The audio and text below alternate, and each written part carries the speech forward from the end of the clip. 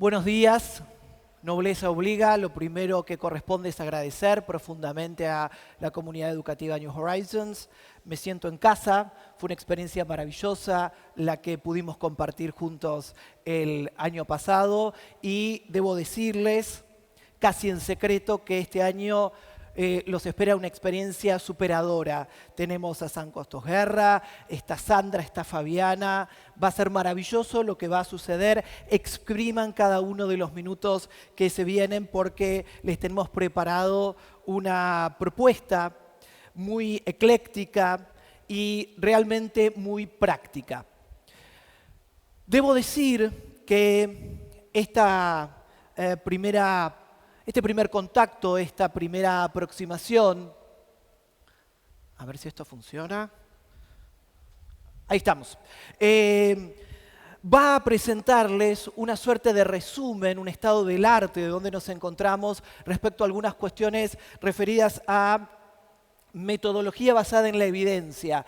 Es muy importante que quienes enseñamos podamos dar cuenta de por qué hacemos lo que hacemos. ¿Qué nos dice la investigación respecto a cuáles son las estrategias, metodologías más efectivas, más eficientes? Y justamente este tipo de propuestas, estas situaciones de encuentro, de intercambio, deberían ser una vía para tomar contacto con todo ello. La propuesta de esta primera ponencia tiene que ver con este recorrido. Esta es la agenda del día. Y ya vamos despidiendo algunas estrategias concretas. Recomendamos que cuando comiencen una clase, en algún lugar del board, de la pizarra, puedan ir dejando asentado cuál es la agenda del día. Es muy importante que sus estudiantes sepan cuáles van a ser los pasos, los momentos, el recorrido de esa situación de aprendizaje. Esta es la que les traje hoy preparada para ustedes. Es un recorrido que va a comenzar con un marco, un encuadre, un poder ubicar desde dónde decimos lo que decimos, y después aparecen 6 temáticas, 6 topics, 5 que van a tener que ver con estas estrategias que vamos a desprender. Vamos a ver dónde estamos hoy por hoy respecto a neurociencia cognitiva aplicada a la educación. Vamos a cuestionar la idea de contenido para pensarlo en función de habilidades. Vamos a reconocernos como grandes preguntadores. El punto 5 es novedoso en lo que implica el ámbito de las ciencias de la educación, una noción algo desconocida que pretendo presentarles, que es la idea de claridad docente. Clarity es uno de los conceptos que se está estudiando mucho. Y finalmente, a un viejo conocido de nosotros, cómo todo esto puede bajar a lo que es la planificación. Así que comenzamos entonces con marco teórico. John Hattie viene de Nueva Zelanda y lo que nos va a proponer es un metaanálisis respecto a diferentes investigaciones referidas al ámbito educativo. ¿Por qué traje esto? Es simplemente para ubicarnos. El primer gran metaanálisis data del 2008-2009, ¿sí? Y comienza Hattie a revisar un montón de publicaciones en búsqueda de poder identificar qué estrategias funcionan en el ámbito de la educación. Ahí tenemos las temáticas, pero lo que me interesa que ustedes vean es que cuando regresa a hacer ese trabajo en el 2023, publicado en este año 2024, hace un análisis de dónde venimos, dónde estamos hoy y hacia dónde vamos. Y si ustedes pueden ver, hay temáticas que se abren como puntas de lanza, como temáticas que, invito, podrán ser retomadas como ustedes. Un buen docente debe ser un investigador en potencia. Un buen docente debe estar buscando evidencias constantemente y un buen docente debe poder compartir, no solamente con sus estudiantes y con esas familias, sino también y fundamentalmente con sus colegas. Así que es interesante observar cuáles son las temáticas relevantes al día de hoy y cuáles son aquellas que se presentan como las grandes temáticas a evaluar. 2 marcos teóricos para sostener lo que estamos diciendo. Todos los conocemos. Saint-Léas Dehaene, neurocientífico francés, nos va a plantear 4 pilares del aprendizaje. 4 variables que tenemos que atender en búsqueda de lo que desde algún lugar podríamos pensar como aprendizaje profundo. Ese aprendizaje que puede ser transferible, ese aprendizaje que es realmente activo, que puedo recuperar y que puedo reconectar con otros. ¿Cuáles son esas 4 variables? Atención. Fíjense que les dejé ahí una serie de verbos que dan cuenta. ¿Se acuerdan la taxonomía de Bloom? Todos la conocemos, la tenemos en algún lugar y siempre es un lugar al cual volvemos. Aparece la primera variable que habla de la atención.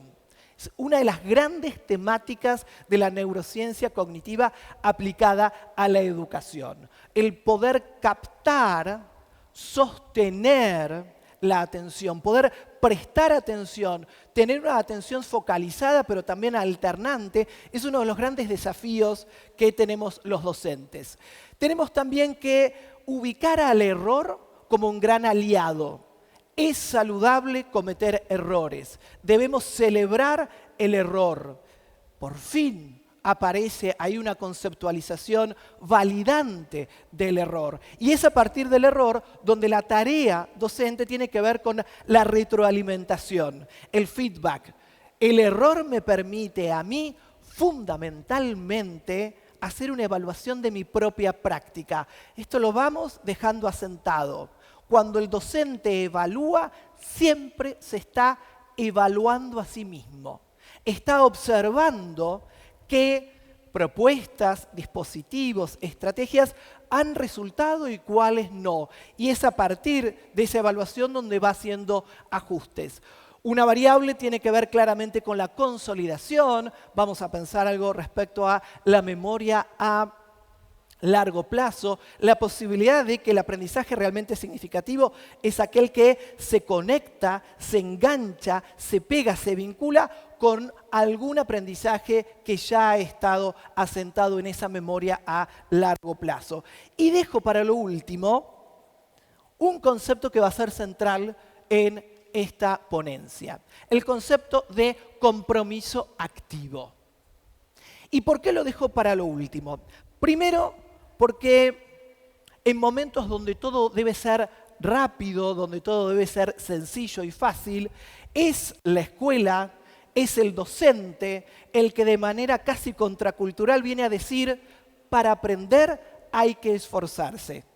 Para aprender es necesario que haya un trabajo, un engagement, un compromiso. Hay que poder esforzarse y, ¿por qué no?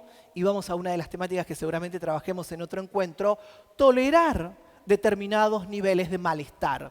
Aprender cuesta. Aprender por momentos implica enfrentar incertidumbre, falta, vacío. Aprender duele. E insisto, en un momento donde todo lo que duele es algo a rechazar, la escuela viene a decir, este malestar es un malestar consentido. Compromiso activo da cuenta entonces de uno de los pilares que Dehaene nos propone. ¿Por qué me pareció importante dejarlo para último? Porque es el link con este segundo modelo, muy visual, muy moderno, de alguna manera, y viene de una pareja de educadores norteamericanas que es Fisher and Frey, que lo vamos a escuchar muchísimo, y que fíjense lo que proponen, algo que conocemos nosotros muy bien. En toda situación de aprendizaje, 3 variables. Quien enseña, quien aprende, y el contenido, aquello que se transmite. Y comenzamos a jugar con superposiciones, ¿sí? Entre lo que podemos identificar como contenido y quien aprende, el estudiante, debe aparecer algo desafiante, algo que implique lo novedoso. Por supuesto también lo útil y lo que sea factible de ser conectado con lo que ya sabemos. Concepto que nombramos, claridad entre el contenido y quien enseña, el docente, debe haber una pertinencia profesional. El docente es el experto acerca de ese contenido que está presentando. Por supuesto, cuando hablamos de los sujetos, en el medio tenemos las relaciones y les puedo asegurar que hay un montón de ponencias que van a hablar de aulas saludables, de educación emocional, de las emociones del educador, del valor de la educación. Y en el medio, en Argentina decimos la frutilla del postre, engagement, el compromiso. vamos a empezar a escuchar mucho esto de intencionalidad, compromiso activo, esfuerzo. Es lo que aúna a estas tres variables. El compromiso. Nosotros, docentes, desde un lugar intencional, el alumno, el estudiante vinculándose intencionalmente con el contenido y el docente y el estudiante con un compromiso intencional. Tenemos entonces, ahí estamos, tenemos entonces ya seteado el encuadre, desde donde decimos lo que decimos. Y me interesa recuperar una frase de una neurocientífica argentina, Silvia Renata Figliacone, que a su vez es una de las introductoras de los modelos de Fisher and Freight, al menos en la Argentina, que dice lo siguiente, y esto los invito a que nos quede como un compromiso desde este momento. Nuestros estudiantes merecen buenos docentes por diseño y no por azar.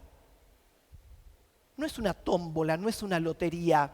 Si yo estudiante terminé en primero A con un docente que activamente invita y genera situaciones de aprendizaje desafiantes, tengo suerte. ¿Y qué pasa si terminé en el primero B con un docente que por diferentes motivos no tiene las herramientas, la capacitación necesaria o no identifica el valor de su tarea? ¿Es una cuestión azarosa? No debería serlo. Debemos pensar cuestiones que implican de manera intencional y basada en la evidencia una profesión docente jerarquizada, una profesión docente que implique excelencia. Tenemos entonces el encuadre hecho y vamos a el primero de los elementos y de las variables.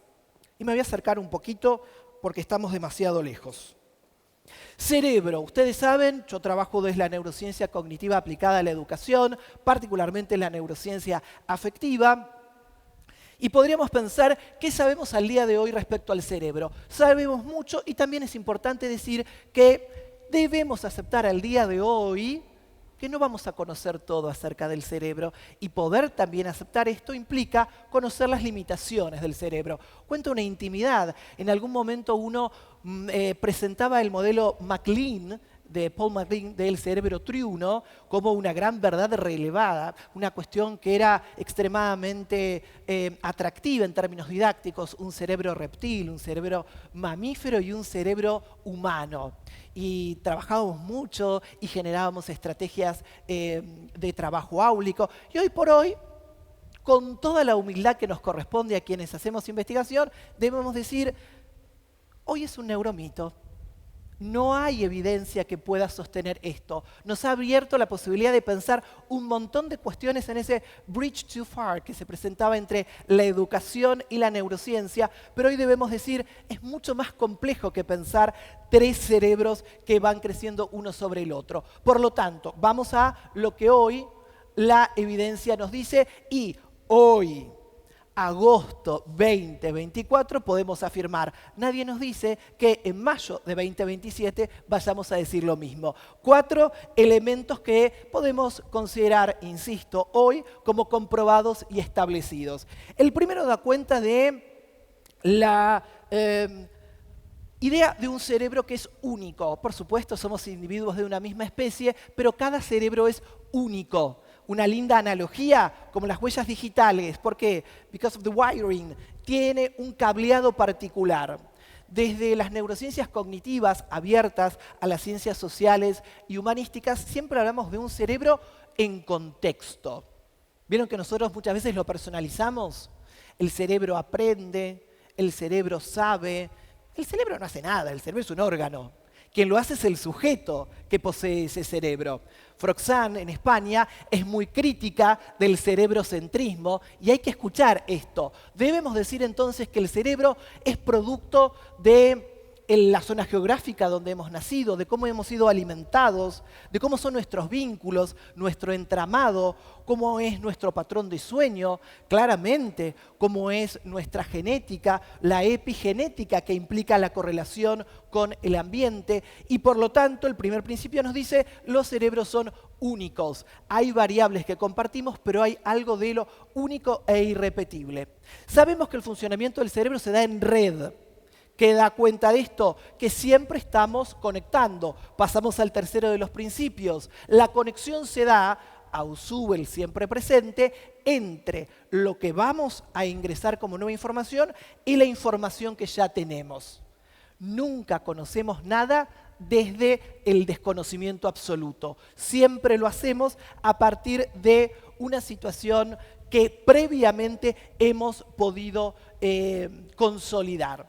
De la misma manera que es importante que los docentes tengamos claro qué es lo que sabemos acerca del cerebro, es también relevante que nuestros estudiantes lo conozcan. Y acá les dejo simplemente a modo informativo 10 reglas, Brain Rules, que John Medina en el 2010 propone para pensar respecto a los estudiantes. Fíjense que si esto lo tenemos como una suerte de información que esté en nuestras aulas, estamos invitando a nuestros estudiantes a que ejerzan autocuidado, a que duerman bien, a que tengan buen nivel de alimentación y de hidratación. Sobre todo ustedes saben que el cerebro, si falta glucosa y si falta agua, tenemos un problema, ¿sí?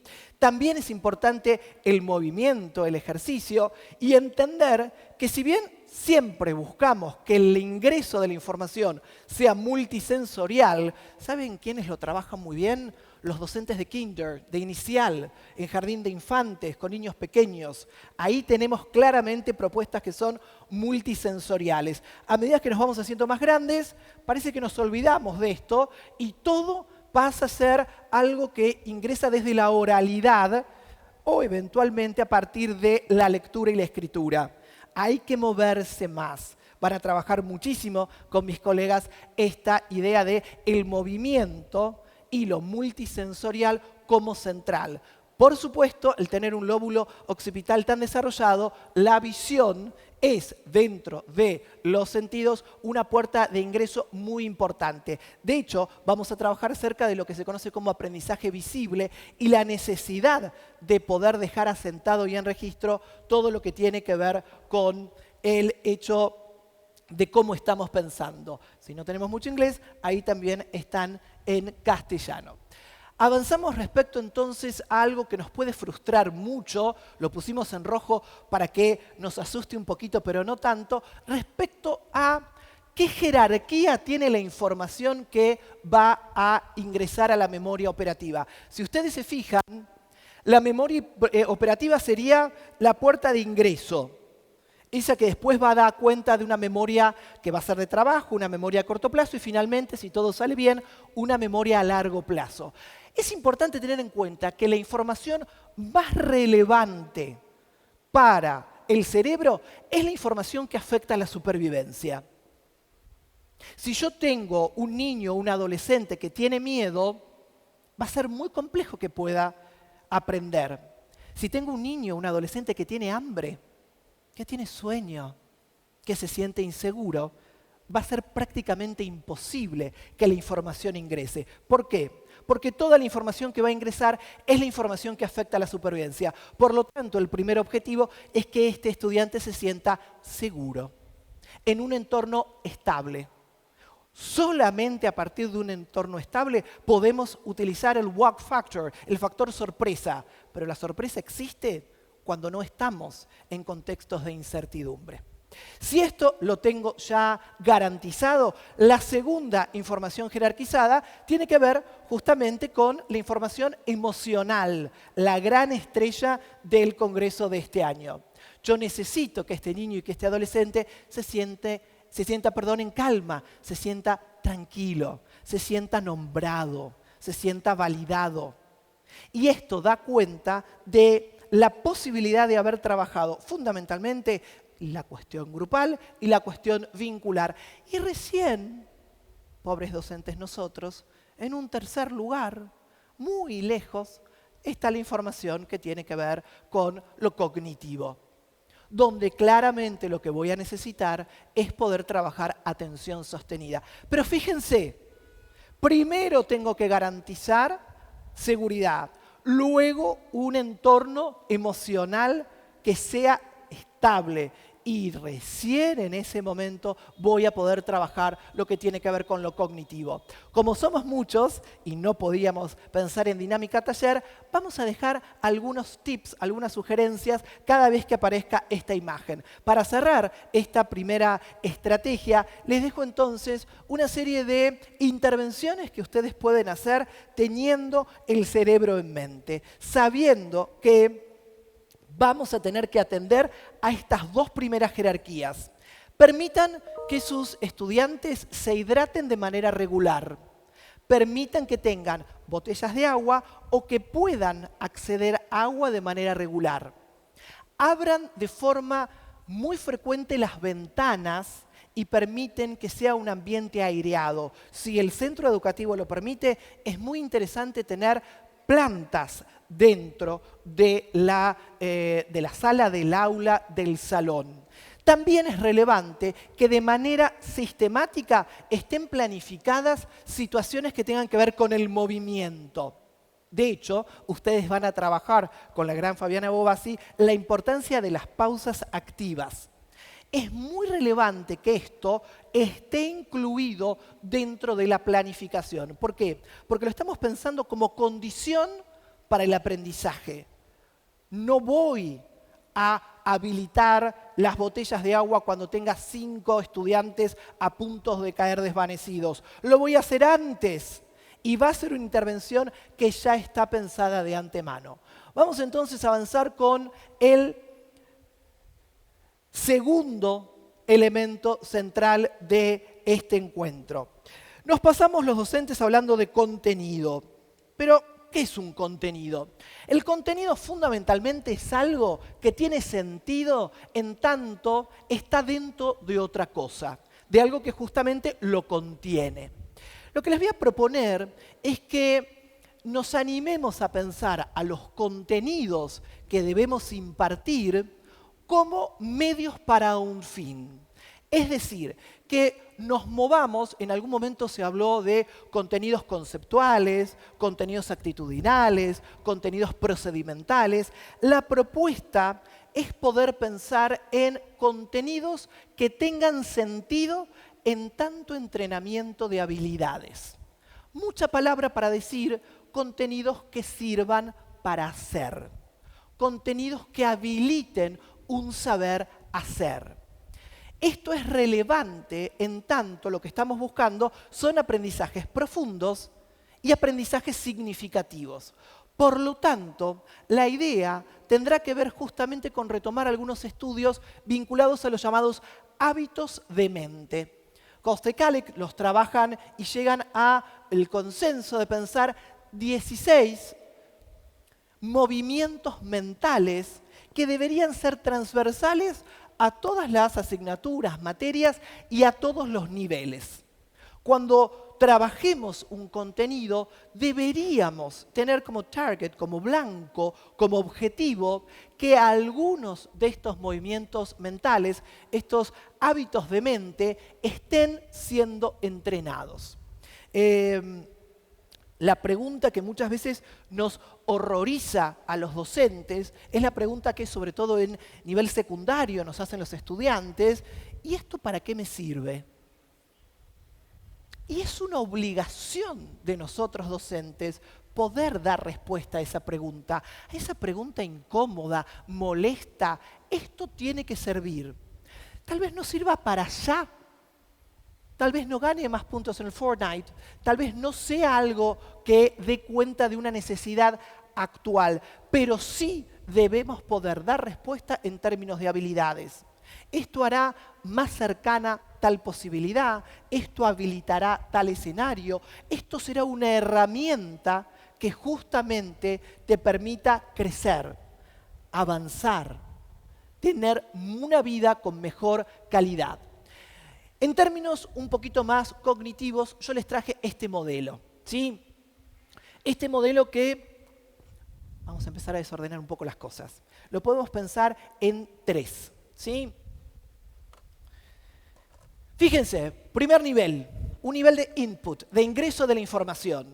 ¿Acá qué hago? Voy al market y compro el listado de los alimentos, para lo cual necesito, por ejemplo, saber el nombre de los alimentos, saber que están clasificados en diferentes categorías. Son movimientos mentales básicos.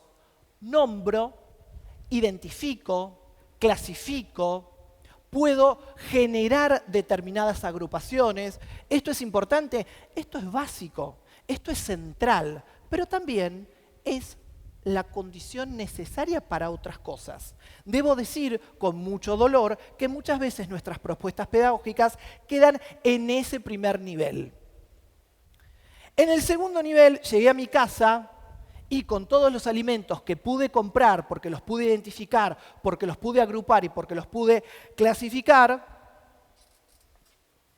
espero que la tarima aguante, llego y me pongo a cocinar. ¿Qué significa entonces? Que con eso que yo pude comprar, lo manipulo, lo transformo, intervengo, estoy procesando lo que compré. ¿Venimos hasta ahí? Acá estamos muy, pero muy cómodos los docentes. Y acá debemos decir, estamos en una clase que es superadora de esa clase que simplemente implicaba una identificación y una clasificación. Pero, insatisfechos como somos, vamos a más. ¿Y qué podría ser más? ¿Qué podría ser más que comprar lo que me dice la lista de alimentos? ¿Qué podría ser más que cocinar y seguir una receta? Lo que estamos buscando es que nuestros estudiantes logren generar recetas propias, que sean muy buenos cocineros, que no sigan necesariamente recetas, que puedan sazonar de otra manera, que puedan cambiar una proteína por otra, que puedan ver y probar qué pasa cuando cambio el método de cocción. Y fíjense que esto solamente lo puedo hacer si pasé por esos otros dos escalones. Lo teorizamos un poquito más, entonces, y vamos a pensar en esos tres niveles de pensamiento. Una propuesta muy cognitiva que da cuenta de operaciones cognitivas que tienen que ver con recolección de datos. Volvemos a la idea de esos verbos que nos organizan, a la posibilidad de nombrar, de identificar, de contar, de listar, de seleccionar. Pero vamos al segundo nivel que da cuenta de intervenir, lograr significado, poder hacer algo con esos insumos y llegamos a la parte más alta de esta casa que da cuenta de, imagínense, la satisfacción de un estudiante que puede teorizar, que puede generar algún tipo de predicción, que puede generar situaciones que dan cuenta de las inferencias, de la construcción de normas y de reglas que ha logrado generalizar. Vamos entonces a pensar a los contenidos como medios para que los estudiantes logren justamente ir avanzando en esos tres escalones. No queremos clases donde solamente hayamos ido al market, al supermercado, a hacer las compras. En relación justamente a esto que estamos proponiendo, les dejo un recurso para que cuando tengan que hacer una curaduría, una selección de contenidos, los puedan analizar a partir de esta checklist. Cuando vayan a elegir contenidos, con el objetivo de poder responder a ¿por qué estoy enseñando este tópico, este tema? ¿Por qué lo estamos aprendiendo, profesor, maestra? Ahí tenemos una serie de preguntas que nos van a guiar. Y retomando algo muy interesante que decía Garrido respecto al caos, hay una pregunta que es central. Fíjense, el contenido que yo estoy buscando generar como ese medio para un fin. Vayan a la anteúltima. ¿Es desequilibrador? ¿Es movilizador? Eso es central. Introducir este nivel de incomodidad cognitiva, de disonancia cognitiva, es lo que va a permitir justamente poder avanzar. Tenemos entonces una noción más o menos clara de qué es lo que sabemos al día de hoy respecto al cerebro. Vamos a tener mucho cuidado y mucho fundamento al momento de elegir contenidos para lograr entrenar los tres movimientos, los tres niveles de las habilidades mentales, y nos vamos a detener casi como una caricia y como un mimo en el medio de esta presentación, hablar de las preguntas. Los docentes somos los grandes preguntadores de la sociedad. Si hay algo que los docentes hacemos de manera sistemática es preguntar. Ahora, ¿habrá alguna manera de preguntar mejor? Y esta es la pregunta, valga redundancia, que se hace el equipo de investigación de Melina Furman, una doctora en educación argentina, que lo que hace es, en esta investigación particular, recorrer escuelas y tomar fotografías de las pizarras, de los pizarrones, y comenzar a clasificar los tipos de pregunta que van apareciendo. Y logra, junto con García, esta clasificación muy simple, pero también muy útil. Dice Furman y García, podemos pensar 3 categorías de preguntas que hacemos los docentes y ya pueden comenzar a hacer links con lo que estuvimos trabajando recién. El primer nivel de esas preguntas tienen que ver con datos, una definición, una fecha, un concepto. Son preguntas simples. Son preguntas simples de corregir, de hacer el marking. Son preguntas también que buscan la respuesta única. Y son preguntas que claramente me dejan acá, en el primer nivel. Que quede claro, son preguntas necesarias. Si vamos a trabajar un contenido, necesitamos acordar un determinado vocabulario, un determinado glosario. Tenemos que tener un vocabulario común. Pero si nos quedamos en este tipo de preguntas, el desafío cognitivo de nuestras clases es muy bajo. La segunda categoría de preguntas, que ya nos interesa mucho más, son las preguntas que dan cuenta del por qué. Preguntas que indagan acerca de causas. Para poder dar cuenta de esas respuestas, tengo que saltar a otro nivel.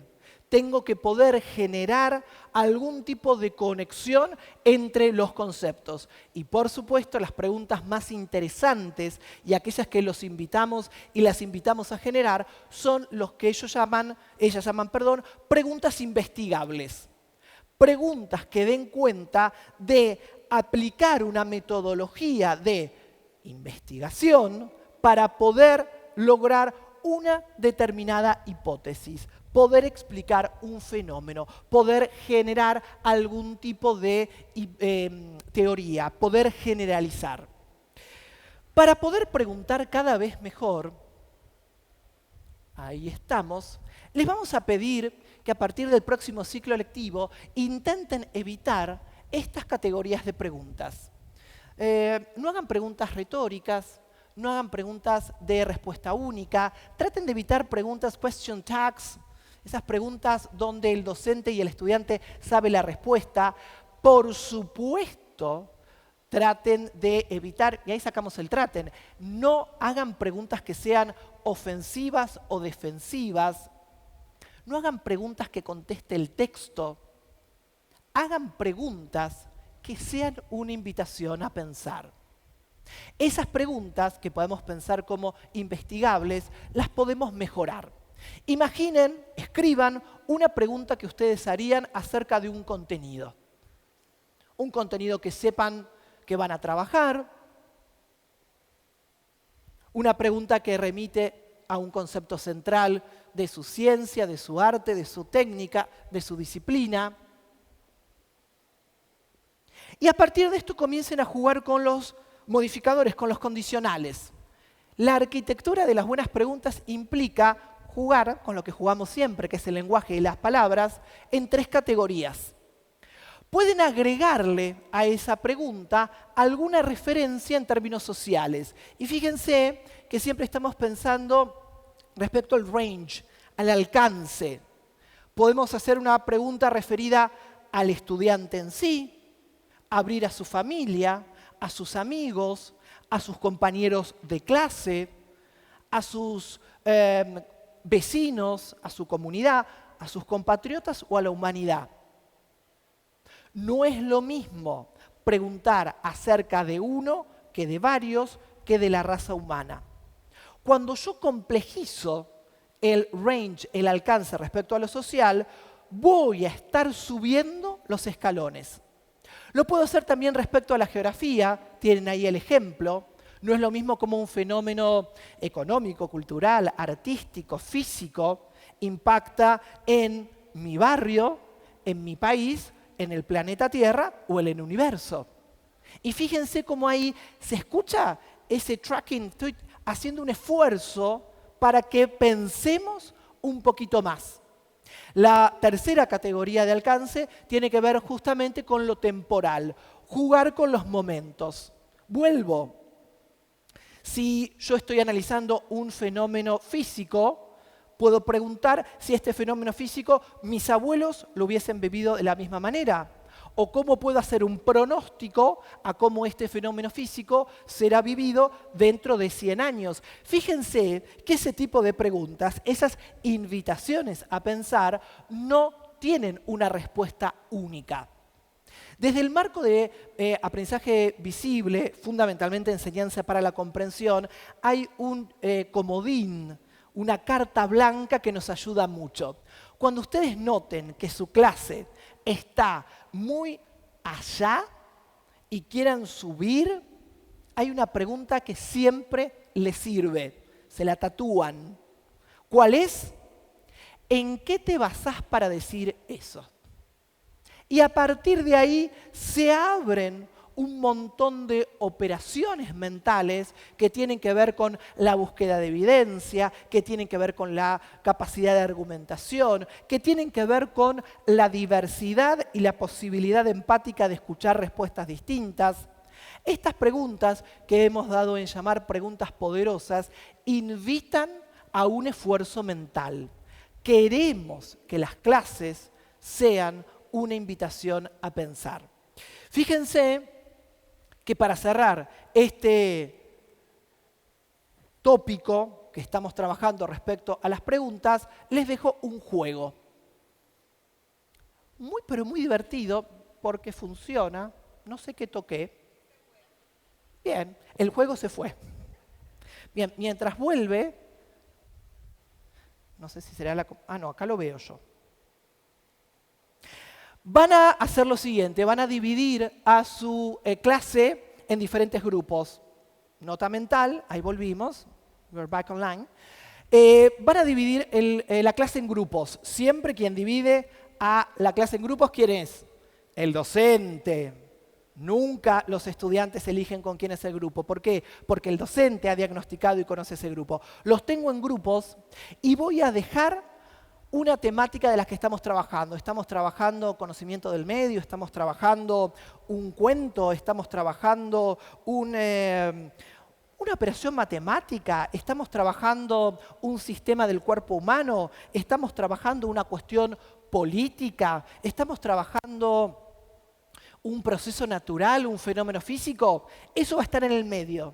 Y vamos a asignar la dinámica, ¿se acuerdan de Edward de Bono, de los sombreros de colores? Determinados roles. Y lo que vamos a pedir es que cada uno de los alumnos pueda generar preguntas siguiendo ese rol. Y vamos a darle estos 5 roles. Uno de los estudiantes va a ser un científico y va a hacer preguntas que busquen las causas de ese fenómeno. Va a buscar evidencia. Otro de los estudiantes va a ser un filósofo.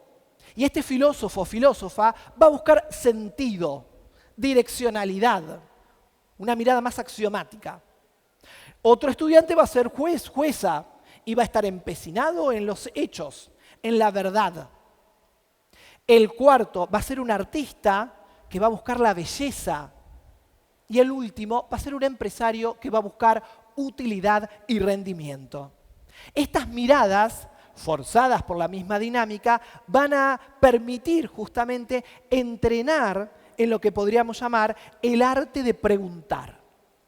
Avanzamos con esta novedad respecto a las ciencias de la educación, algo que, insisto, se está comenzando a investigar, pero que está apareciendo como un elemento central al momento de pensar lo que sucede en las aulas, que es Teacher's Clarity, la claridad del docente. Dicen las investigaciones que la claridad del docente afecta directamente el nivel de aprendizaje profundo de los estudiantes. Pero ¿de qué hablamos cuando hablamos de claridad docente? Primero hablamos del docente como un representante de las ciencias de la educación.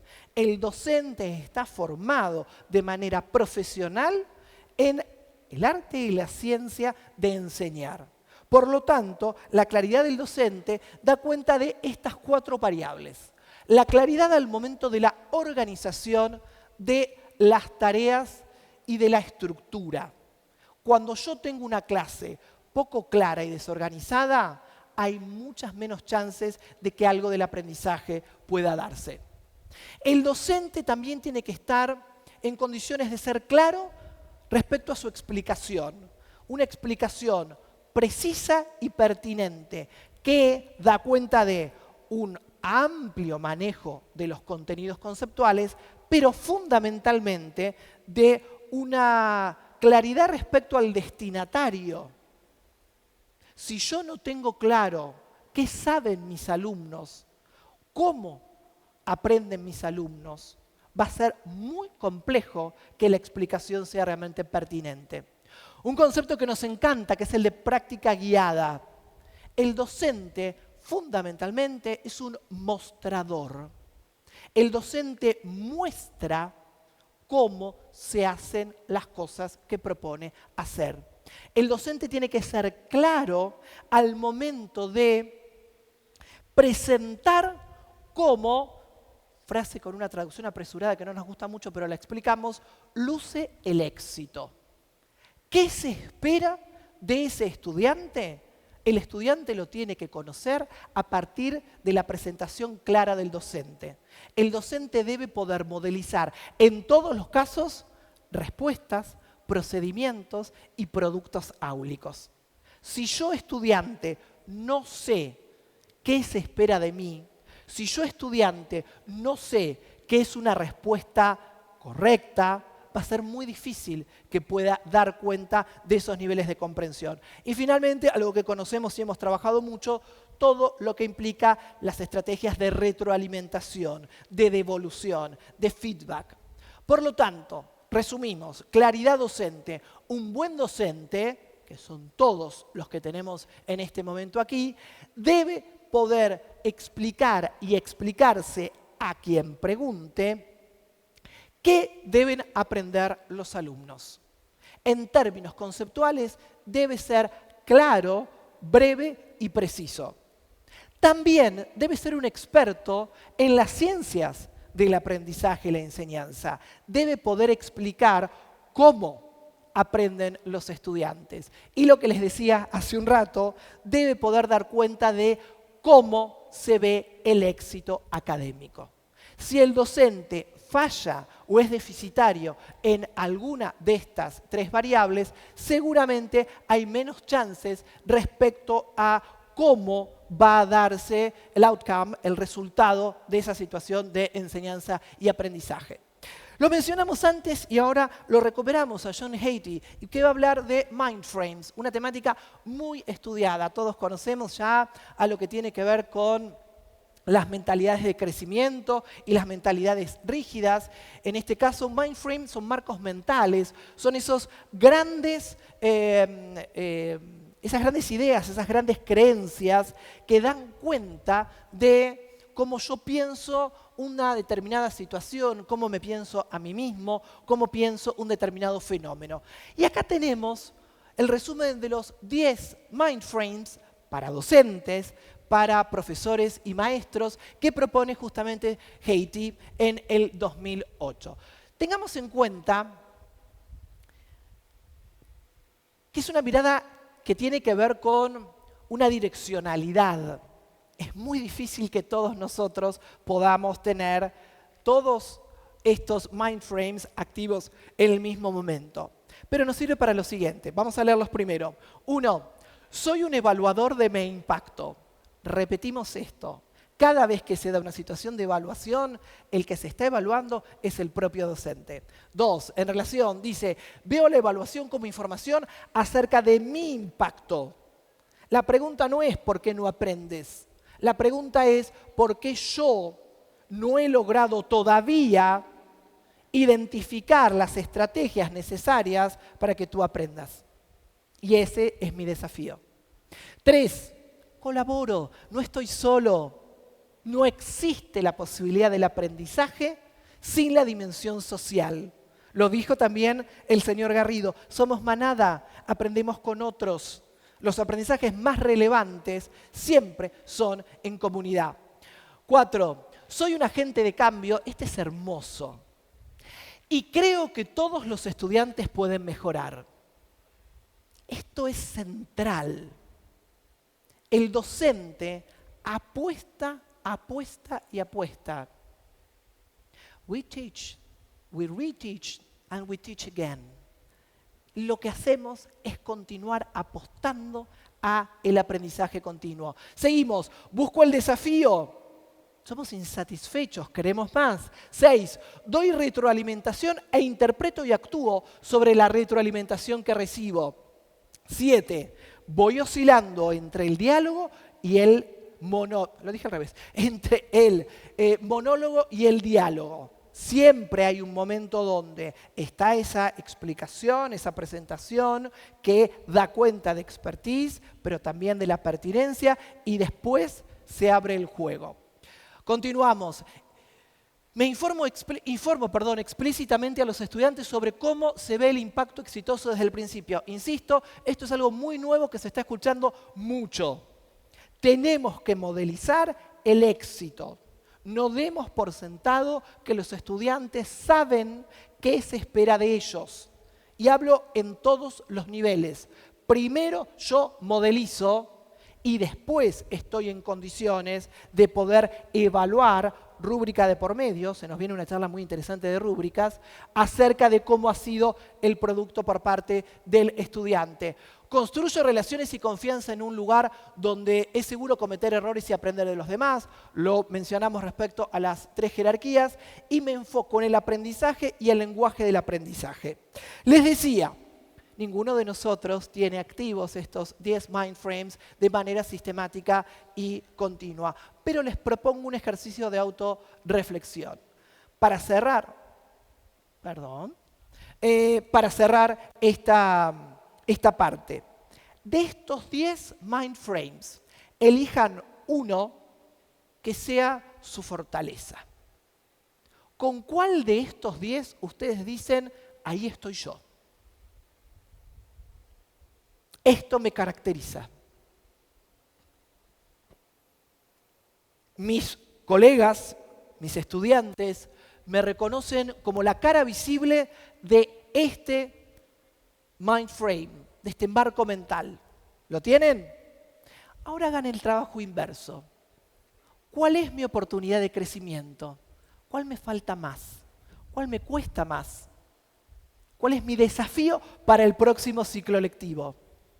¿En cuál debo trabajar más como profesional de la educación? ¿Cuál me parece más lejano? ¿Y cuál sería importante, por lo tanto, potenciar?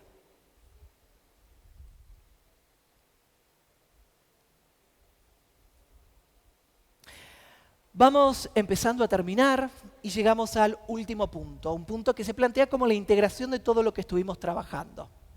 Planificación. La realidad es que hay docentes que les encanta planificar. yo todavía no me crucé con ninguno. La planificación es una tarea tediosa, es una tarea que lleva mucho tiempo. Ninguna de nuestras familias, las familias con las que trabajamos, sabe lo que cuesta planificar, lo difícil que es planificar, el tiempo que lleva a planificar. Por lo tanto, vamos a pensar cómo poder planificar mejor. Tenemos que tener en cuenta, y esto viene desde la primera variable, el sistema educativo no está muy pensado en términos de cerebro compatible. Las propuestas en términos de tiempo y de entornos de aprendizaje no son muy cerebrocompatibles.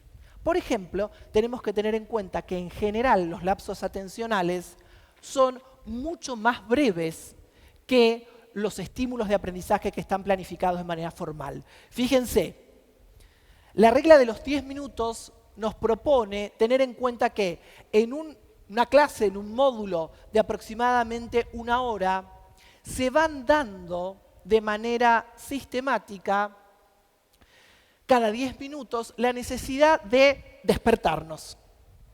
Ustedes a esta altura ya están dormidos. Por eso va a ser muy importante, insisto, trabajar con Fabiana todo lo que tiene que ver las pausas activas. De hecho, la forma de trabajar de manera en la planificación es pensar los emotional hooks, los anzuelos emocionales. Cada 10 minutos algo debe pasar. Por supuesto, no va a bajar un helicóptero, pero si yo propongo un cambio en la propuesta, si yo me muevo, si yo genero una reubicación de los lugares, si yo presento un estímulo disonante, puedo llegar a contrarrestar esto que planteábamos. Que si ustedes se fijan, tiene, de manera muy pero muy libre, una forma de U. Cuando comienza la clase, la atención está en su punto máximo, luego baja y si bien no va a llegar nuevamente a ese punto tan alto, antes de finalizar hay un pequeño incremento. Una cuestión que tenemos que tener en cuenta y trabajarla casi de forma artesanal es que esto que llamamos novedad o sorpresa, que no es nada más ni menos que un estresor, lo manejemos de manera muy cauta. ¿Por qué? Fíjense el gráfico. Cuando nosotros presentamos un determinado estresor que implica no una amenaza, sino un cambio en el contexto, durante un primer momento tenemos una situación de estrés muy leve que podríamos mencionar como el sweet spot. En Argentina decimos el punto caramelo, el momento justo, para lograr mayores niveles atencionales que necesitamos como insumo para la presentación del material nuevo. Pero hete aquí que si yo continúo presentando situaciones que den cuenta de sostener el estresor, paso a un momento de estrés moderado donde ya comienza a darse una merma, una baja en la posibilidad atencional y de memoria operativa y claramente, cosa que espero no nos pase nunca a ninguno de nosotros, si llego a una situación de estrés moderado, tengo un shutdown, una imposibilidad de respuesta. ¿Qué dice esto?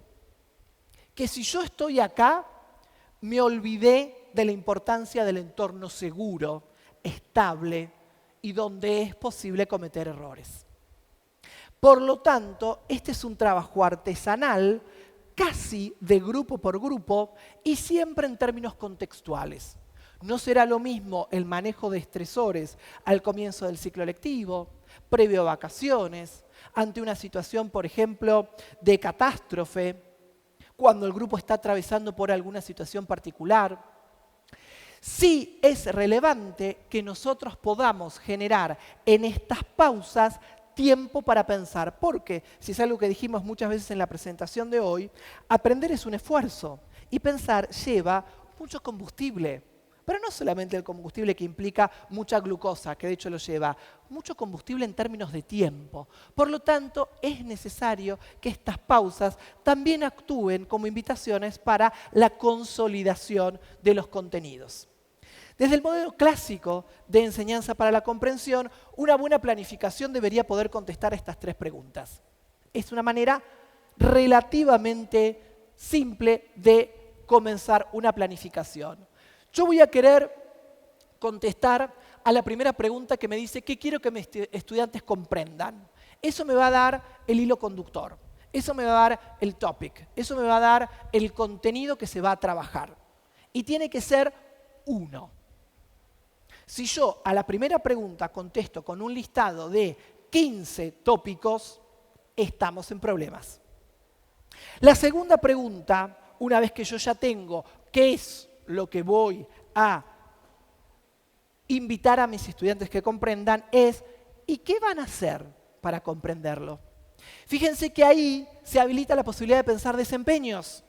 Vamos a tener que hacer algo.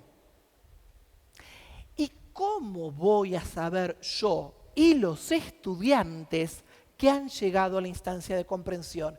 Ese tercer momento da cuenta justamente de la posibilidad de que haya desempeños que puedan llegar a transferirse. Fíjense que esto da cuenta de una secuencia, nada más ni nada menos que una secuencia didáctica. Yo voy a pensar desempeños en un orden. Los primeros van a tener que ver con chequear y actualizar los contenidos relevantes. Les comentaba, Ausubel siempre presente. Voy a abrir el juego para que los estudiantes me digan dónde estamos respecto a la dinámica. En el medio de la secuencia vamos a tener que hacer cosas previo a que yo les muestre cómo son esas cosas. De la misma manera que un coach no puede pretender que un estudiante pueda dar cuenta de un movimiento si antes no se lo mostró, yo no puedo pretender que un estudiante escriba un essay si no estuvo expuesto a un montón de essays, buenos, mediocres, malos. Y finalmente los desempeños finales podrán tener que ver con ese recorrido y un determinado producto. Sabemos los docentes que cuando una de las mejores maneras para dar cuenta de un contenido es tener que enseñarlo. Si nuestros estudiantes pueden contar, pueden hablar, pueden transmitir y pueden compartir eso que estuvieron comprendiendo, sabemos que lo han comprendido. Al momento de pensar acá, los desempeños, les traigo una cita de James Clear. Ya deben haber leído muchos Hábitos Atómicos, Atomic Habits. Es un libro de psicología aplicada que tiene que ver con la construcción de hábitos. Y trae algo que en psicología de la conducta se conoce hace mucho tiempo, que es la regla de ricitos de oro. Goldilocks Rule. ¿Se acuerdan de Ricitos de Oro? Cuando llega a la casa de los osos y va probando el tazón de avena. Este está muy caliente, este está muy frío, este tiene la temperatura justa. Esta cama es muy grande, esta cama es muy pequeña, esta cama tiene el tamaño justo. Resuena en algún lugar, zona de desarrollo próximo, nuestro amigo Vygotsky. Lo que yo voy a proponer en términos de desafío debe seguir esta regla. No debe ser algo demasiado fácil, not too easy. Porque si es algo que a mí, estudiante, no me desafía, no me muevo. Si me tiran una pelota y la pelota la agarro haciendo así, no hay un esfuerzo cognitivo. Pero claro, si me tiran una pelota a 5 metros y yo no soy olímpico, it's too hard. Es demasiado difícil, es demasiado complejo. Tampoco me voy a mover. Y agregamos, en términos de propuesta de intervención pedagógica, una tercera regla, una tercera variable dentro de la misma regla. Not too boring. Tiene que ser desafiante y algo que aprendimos en su momento. Cuando nosotros trabajamos desde la idea de el cuerpo, lo multisensorial, no buscamos clases divertidas. El docente no debe ser un clown. Buscamos clases interesantes. El docente debe poder ser interesante. Entonces, cuando estoy pensando un desempeño, lo paso por estos filtros. No demasiado fácil, no demasiado difícil, no demasiado aburrido. Y ahora sí, cerramos con lo que todos conocemos. Este es el cuadro que hemos visto en práctica docente y que ya tenemos bien, pero bien grabado a fuego. Esta es una estructura clásica de una clase de 40 minutos. Si tengo una clase de 60 minutos, lo que es más largo es el momento del medio. Ni el primero ni el último. Acá vemos esa U, esa B corta, bien clara. ¿Y qué tipo de consejos vamos a dar? Los que aparecen aquí. Siempre vamos a enseñar el material nuevo en primer lugar. La presentación tiene que estar ahí. ¿Por qué? Porque es cuanto más atención tengo. Aproximadamente a partir de los 15 minutos, la atención de mis estudiantes comienza a bajar. Tip concreto, no pierdo tiempo tomando asistencia, charlando acerca de, mucha amabilidad, mucha gentileza, pero debemos capitalizar esos primeros 15 minutos. ¿Cómo hago para estirar un poquito más todo lo que tiene que ver con emociones positivas? Pero la realidad es que por más interesante que sea mi clase, voy a llegar a un momento central, que es el momento más extenso, que tiene que ver con una baja en la atención. Momento ideal para la práctica guiada. Hacer, hacer, hacer.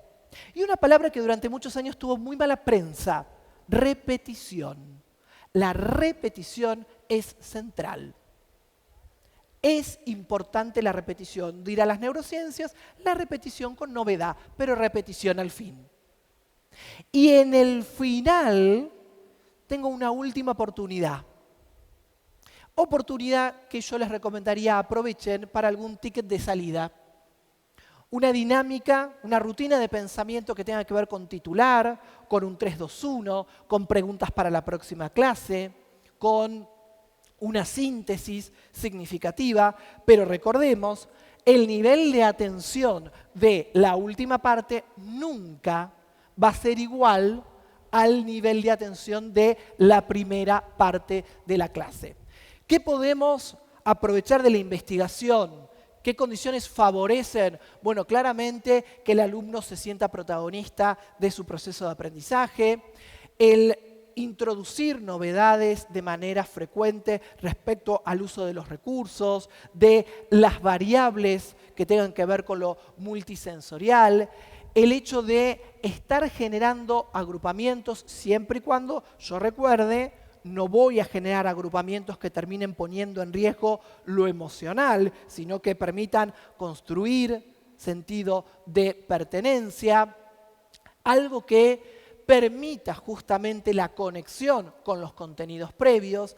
Todas estas van a ser condiciones que van a favorecer la posibilidad de llegar a ese aprendizaje profundo que estamos buscando.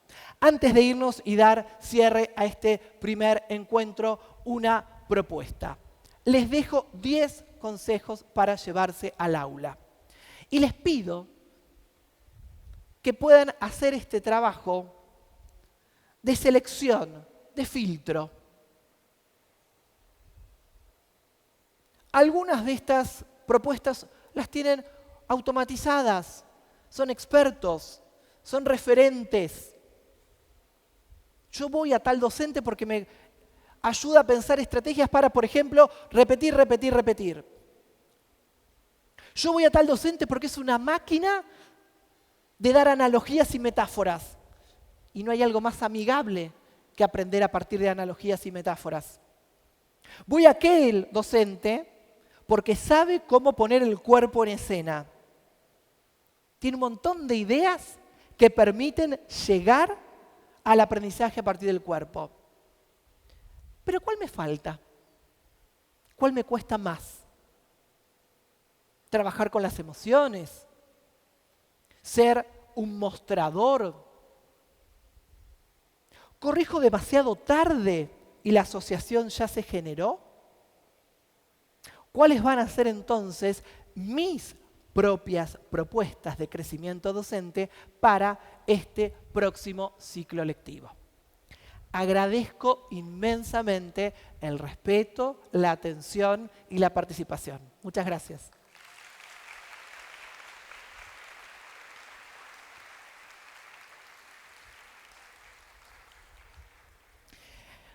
Si alguno tiene una pregunta, porque somos muy pocos, ¿vieron?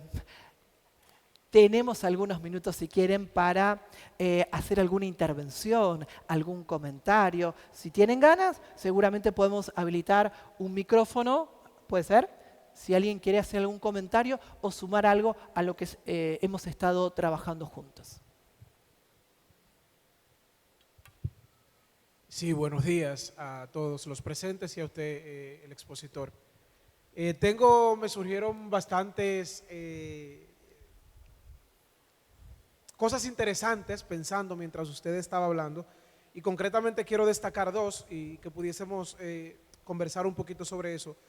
Número uno es, ¿qué perspectiva nosotros debemos asumir en las escuelas en función a los contenidos como mediadores de esos aprendizajes para la vida, habilidades, en función a la versión administrativa de que hay que reglamentariamente enseñar estos contenidos aunque no apliquen para la vida?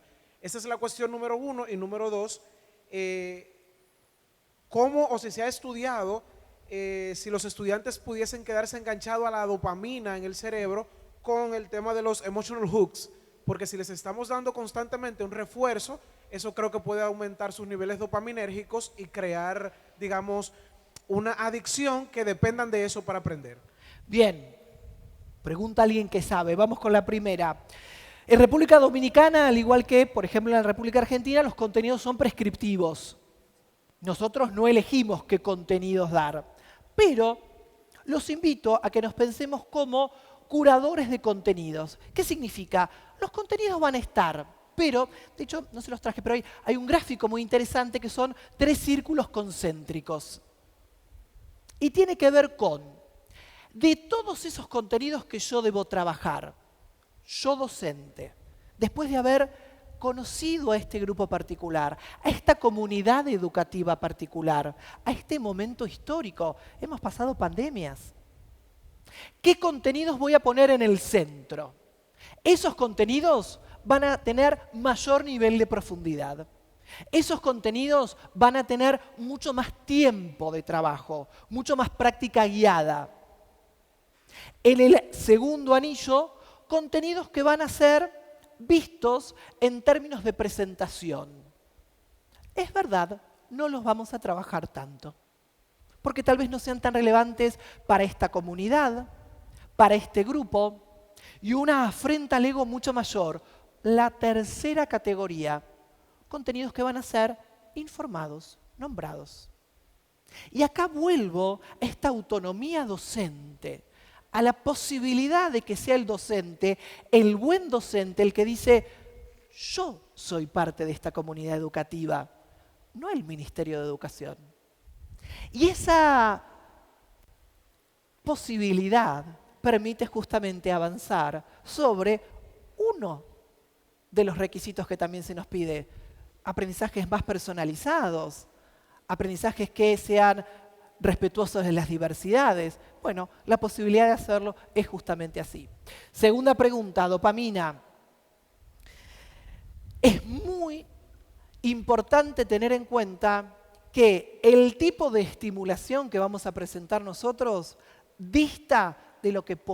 A ver, ustedes vieron el nivel de estimulación que tiene TikTok, por ejemplo. No vamos a llegar nunca nosotros a eso. No hay riesgo. Lo que podemos llegar es a generar un efecto de novedad, pero aun cuando nos pese, no los vamos a inundar de dopamina. No van a estar rebosantes de oxitocina.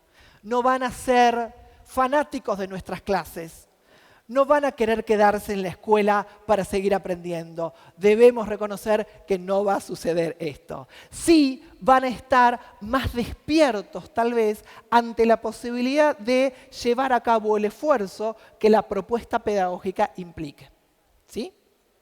Por eso ahí es interesante esto de no competimos, no somos un circus, no somos una agencia de entretenimiento, somos escuela.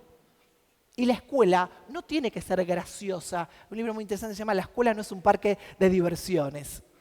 La escuela es un lugar donde venimos a hacer un esfuerzo, pero el esfuerzo tiene un sentido y es interesante, tiene un para qué. Y el docente es el primero que tiene que poder identificar, compartir y socializar ese para qué. ¿Alguna otra pregunta?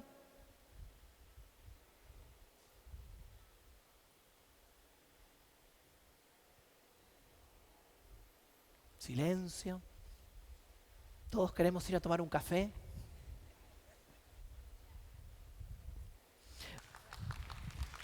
Muchas gracias.